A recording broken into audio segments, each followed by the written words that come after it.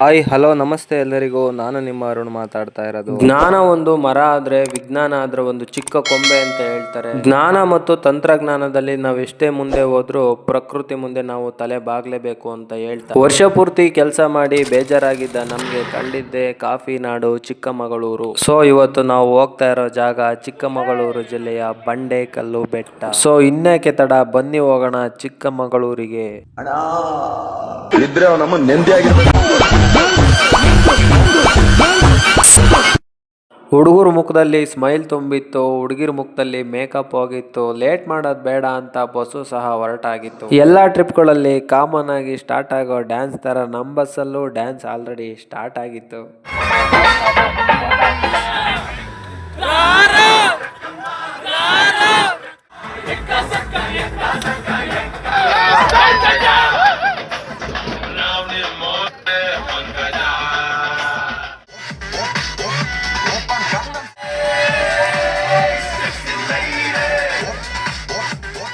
ಹೊಟ್ಟೆ ತುಂಬ ಹಸಿತಾ ಇತ್ತು. ಇಡ್ಲಿ ವಡೆ ತುಂಬ ಸಖತ್ತಾಗಿತ್ತು. ಬಸ್ಸು ಸಹ ಯಾಕೋ ಸ್ವಲ್ಪ ಪ್ರಾಬ್ಲಮ್ ಅಂತ ಸಕಲೇಶ್ಪುರದ ಹತ್ರ ನಿಂತಾಯ್ತು.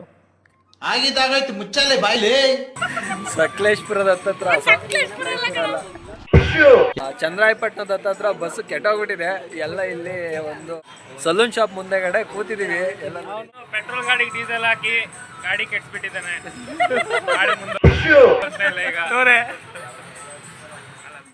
ಅಲ್ಲಿಗೆ ಆ ಕತೆ ಮುಗ್ದಿತ್ತು. ನಾವು ತಲುಪಬೇಕಾಗಿರೋ ಜಾಗನು ನಾವು ತಲುಪಾಗಿತ್ತು. ಅದರ ಜೊತೆಗೆ ಡಿಸ್ಕವರಿ ಹೋಮ್ ಸ್ಟೇ ನಮ್ಮನ್ನ ಕೈ ಬೀಸಿ ಕರೀತಾ ಇತ್ತು. ಪ್ರತಿದಿನ ನೋಡಿದ ಮುಖಗಳನ್ನೇ ನೋಡಿ ಮಾಡಿದ ಕೆಲಸನೇ ಮಾಡಿ ನಮಗೂ ಮನ್ಸಿಗೆ ಸ್ವಲ್ಪ ಬೇಜಾರಾಗಿತ್ತು. ಇಲ್ಲಿ ಪ್ರಕೃತಿನ ನೋಡಿ ಸ್ವಲ್ಪ ಲೈಟ್ ಆಗಿ ಎಲ್ಲೋ ಒಂದ್ ಕಡೆ ಮನ್ಸಿಗೆ ನೆಮ್ಮದಿ ಅಂತ ಅನ್ನಿಸ್ತಾ ಇತ್ತು. ತುಂಬಾ ಒಳ್ಳೆ ವೆದರ್. ಇದೇ ನಮ್ಮ ಚಿಕ್ಕಮಗಳೂರಿನ ಕದರು. ಜೀವನದಲ್ಲಿ ಒಂದ್ಸರಿ ಆದ್ರೂ ಹೋಗಿ ನೋಡು ಬ್ರದರು. ಹೋಮ್ ಸ್ಟೇಗೆ ಎಂಟ್ರಿ ಆಗ್ತಿದಂಗೆ ನಮ್ಮ ಫ್ರೆಂಡ್ಸ್ ಎಲ್ಲ ಆಲ್ರೆಡಿ ಅವರವರ ಬೆಡ್ಗಳನ್ನ ಹಿಡ್ಕೊಂಡ್ಬಿಟ್ಟಿದ್ರು. ಈ ಕಡೆ ಬೆಡ್ ನೋಡ್ತಿದಂಗೆ ನಮ್ಮ ಫ್ರೆಂಡ್ಸ್ ಅಲ್ಲೇ ಬೆಡ್ ಕೆಪಾಸಿಟಿನ ಚೆಕ್ ಮಾಡ್ತಾ ಇದ್ರು.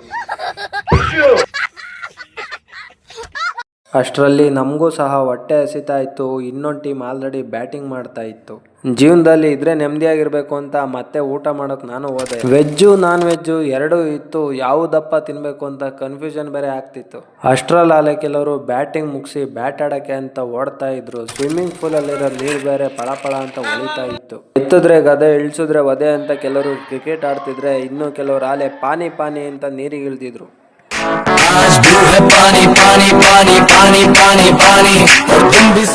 ಅಂತೂ ಇಂತೂ ಸಂಜೆ ಆಯ್ತು. ಚಳಿಗೆ ಫೈರ್ ಕ್ಯಾಂಪು ಸ್ಟಾರ್ಟ್ ಆಯ್ತು. ಹರಟೆ, ಡ್ಯಾನ್ಸು, ಪಾರ್ಟಿ ಜೊತೆ ಆ ದಿನನೂ ಸಹ ಕಳೆದೋಯ್ತು.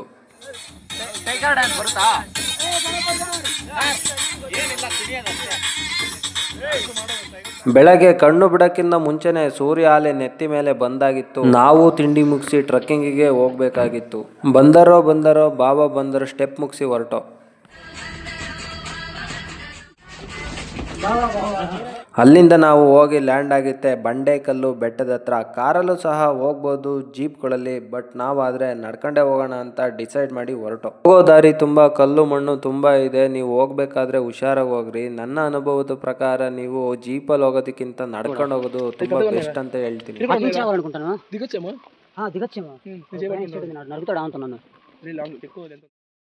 ಬೆಳಗ್ಗೆನೆ ಟ್ರೆಕ್ಕಿಂಗ್ ಮಾಡೋರ್ಗೆ ಇದು ಒಳ್ಳೆ ಬೆಸ್ಟ್ ಜಾಗ ಅಂತಾನೆ ಹೇಳ್ಬೋದು. ಪ್ರತಿದಿನ ಲ್ಯಾಪ್ಟಾಪ್ ಓದ್ತಾ ಇದ್ದವರು ಇವತ್ತು ಕಾಲುಗಳಿಗೆ ಕೈಗಳಿಗೆ ಕೆಲಸ ಕೊಟ್ಟಿದ್ರು. ಮಳೆ ಏನಾದ್ರು ಬಂದ್ರೆ ಇನ್ನೂ ಮಸ್ತಾಗಿರ್ತಿತ್ತು. ಸೊ ನಾವು ಹೋಗಿದಾಗ ಮಳೆ ಏನು ಇರ್ಲಿಲ್ಲ. ಅದರಿಂದ ನಾವು ಆರಾಮಾಗಿ ನಡ್ಕೊಂಡು ಹೋಗ್ಬೋದಾಗಿತ್ತು. ಕಾಫಿ ತೋಟದ ಮಧ್ಯೆ ಕಡಿದಾದ ರಸ್ತೆಯಲ್ಲಿ ಹತ್ಕೊಂಡು ಹೋಗ್ತಾ ಇದ್ರೆ ಅದ್ರ ಮಜಾನೇ ಬೇರೆ ಆಗಿತ್ತು. 80% ಬೆಟ್ಟ ಹತ್ತಾದ್ಮೇಲೆ ನಿಮ್ಗೆ ಒಂದು ಒಳ್ಳೆ ವ್ಯೂ ಪಾಯಿಂಟ್ ಸಿಗುತ್ತೆ. ಈ ವ್ಯೂ ಪಾಯಿಂಟ್ ನ ಯಾರು ಮಿಸ್ ಮಾಡ್ಕೊಬೇಡಿ. ಒಳ್ಳೆ ವ್ಯೂ ಪಾಯಿಂಟ್ ಇದು. ಸಹ್ಯಾದ್ರಿಯ ಸಾಲುಗಳ ರೀತಿಯಲ್ಲಿ ಜೋಡಿಸಿರುವ ಬೆಟ್ಟಗಳು ನಿಮ್ಮ ಕಣ್ಣಿಗೆ ಮತ್ತು ಮನಸ್ಸಿಗೆ ಮುದ ನೀಡುವುದ್ರ ಜೊತೆಗೆ ಆ ಜಾಗದಲ್ಲಿ ಏನಾದ್ರೂ ಮಳೆ ಬಂದ್ರೆ ಮಾತ್ರ ಸೂಪರ್ ಆಗಿರ್ತಾ ಇತ್ತು.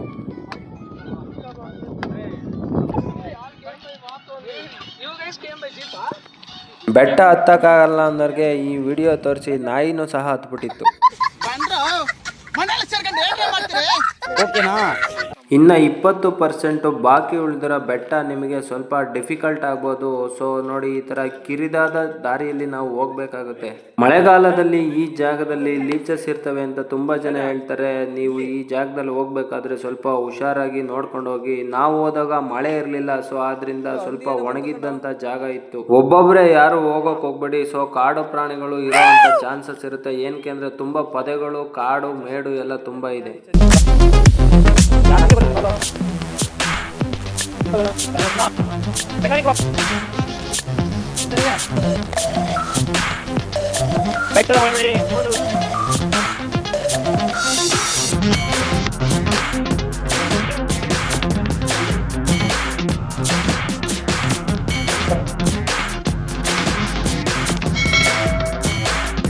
ನಾವು ಜೀವನದಲ್ಲಿ ಒಂದು ಒಳ್ಳೆ ಸ್ಥಾನಕ್ಕೆ ಹೋಗ್ಬೇಕಂದ್ರೆ ಯಾವ ರೀತಿ ಕಷ್ಟಗಳನ್ನ ಅನುಭವಿಸ್ತೀವಿ, ಅದೇ ರೀತಿ ಈ ಬೆಟ್ಟದ ಗುರಿಗೆ ಹೋಗ್ಬೇಕಾದ್ರೆ ನಾವು ತುಂಬ ಕಿರಿದಾದ ದಾರಿಯಲ್ಲಿ ಹೋಗ್ಬೇಕಾಗುತ್ತೆ. ಸೊ ಯಾರಾದರೂ ಬಂಡೆಕಲ್ಲು ಬೆಟ್ಟಕ್ಕೆ ಪ್ಲ್ಯಾನ್ ಮಾಡ್ತಾ ಇದ್ರೆ ಕರೆಕ್ಟಾಗಿ ಈ ವಿಡಿಯೋನ ಪೂರ್ತಿಯಾಗಿ ನೋಡ್ಕೊಂಬನ್ನಿ. ಮಳೆಗಾಲದಲ್ಲಿ ಈ ಜಾಗದಲ್ಲಿ ನಾವು ಇವಾಗ ಏನು ಹೋಗ್ತಾ ಇದೀವಲ್ಲ, ಈ ಜಾಗದ ತುಂಬ ನೀರು ಬರ್ತಾ ಇರುತ್ತೆ, ತುಂಬ ಲೀಚಸ್ಸು ಇರ್ತವೆ ಅಂತ ಹೇಳ್ತಾ ಇದ್ದಾರೆ ತುಂಬ ಜನ. ಹುಷಾರಾಗಿ ನೋಡ್ಕೊಂಬನ್ನಿ.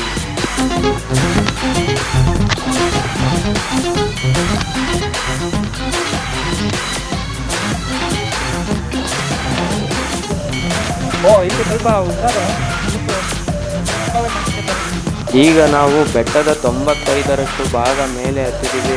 ಈ ಜಾಗ ಏನಿದೆ ಇದು ತುಂಬ ಡಿಫಿಕಲ್ಟ್ ಆದ ಜಾಗ ಆಗಿರುತ್ತೆ. ಏನಾದರೂ ಮೇಲೆ ಹತ್ತಬೇಕಾದ್ರೆ ಹುಷಾರಾಗತ್ತೆ. ಯಾರಾದರೂ ಕಾಲಿಗೆ ಸ್ಲಿಪ್ ಆಗೋವಂಥ ಸ್ಲಿಪ್ಪರ್ಸ್ ಇಲ್ಲ ಚಪ್ಪಲಿ ಶೂಸ್ ಏನಾದರೂ ಹಾಕೊಂಡ್ಬಂದಿದ್ರೆ ಕೆಳಗಡೆನೆ ಬಿಟ್ಟು ಹತ್ತೋದು ತುಂಬ ಒಳ್ಳೆಯದು ಅಂತ ಹೇಳ್ತೀನಿ. ಬೆಟ್ಟ ಹತ್ತಬೇಕಾದ್ರೆ ಯಾರ್ದಾದ್ರೂ ಸಹಾಯ ತಗೊಂಡು ಹತ್ತಿ, ಇಲ್ಲಾಂದರೆ ಇಂಡಿವಿಜುವಲ್ ಆಗಿ ಹತ್ತಿ.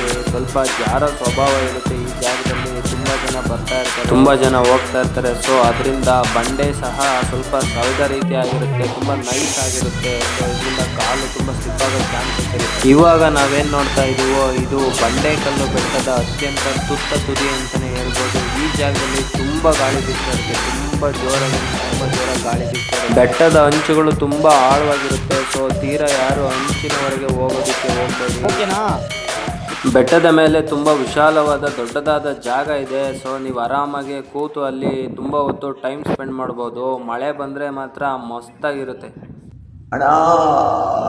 ಬೆಟ್ಟದ ತುತ್ತ ತುದಿಯಿಂದ ನೋಡಿದಾಗ ನಿಮಗೆ 8 ದಿಕ್ಕಿನಿಂದಲೂ ಬರೀ ಬೆಟ್ಟದ ಸಾಲುಗಳೇ ಕಾಣುತ್ತೆ. ಈ ಜಾಗದಿಂದ ಮುಳ್ಳಯ್ಯನಗಿರಿನೂ ಸಹ ತುಂಬ ಹತ್ತಿರದಲ್ಲೇ ಇದೆ.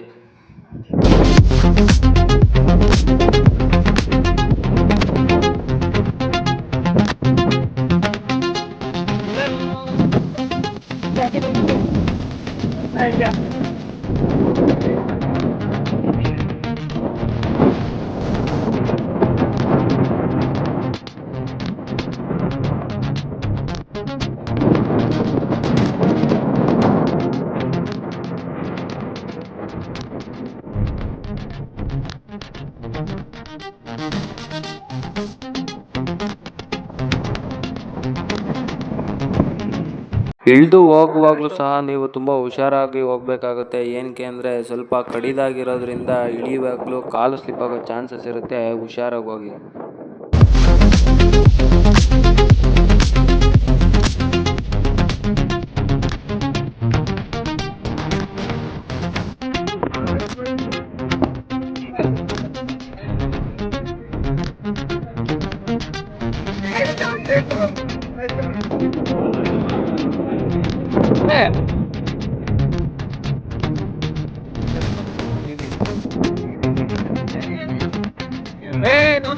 ಅಯ್ಯ ಪಾಪ, ಯಾವ ಜನ್ಮದಲ್ಲಿ ನಮ್ ಕೊಲಿಗಾಗಿತ್ತು. ಹತ್ಬೇಕಾರ್ಲು ಜೊತೆಲೆ ಬಂತು, ಇಳಿಬೇಕಾರ್ಲು ನಮ್ ಜೊತೆನೆ ಹೋಗ್ತಾ ಇತ್ತು ಗುರು. ಚಿಕ್ಕಮಗಳೂರಿನ ಬಂಡೆಕಲ್ಲು ಗುಡ್ಡದ ಪೂರ್ಣ ವಿಡಿಯೋ ಆಗಿದ್ದು. ಮತ್ತೆ ಇನ್ನೊಂದು ವಿಡಿಯೋ ಜೊತೆ ಭೇಟಿ ಆಗೋಣ. ವಂದನೆಗಳು.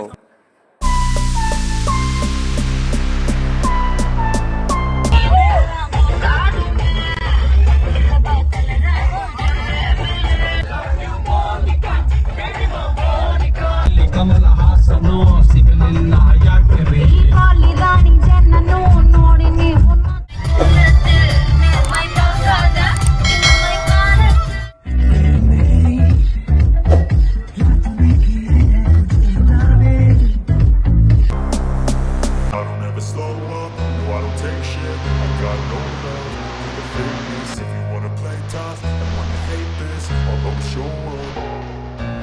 don't ever slow up, no I don't take shit. I got no love for the fakeness. If you wanna play tough and wanna hate this, I'll always show ಇದ್ರೆ ನಮ್ಮ ನೆಮ್ಮದಿಯಾಗಿರ್ಬೇಕು.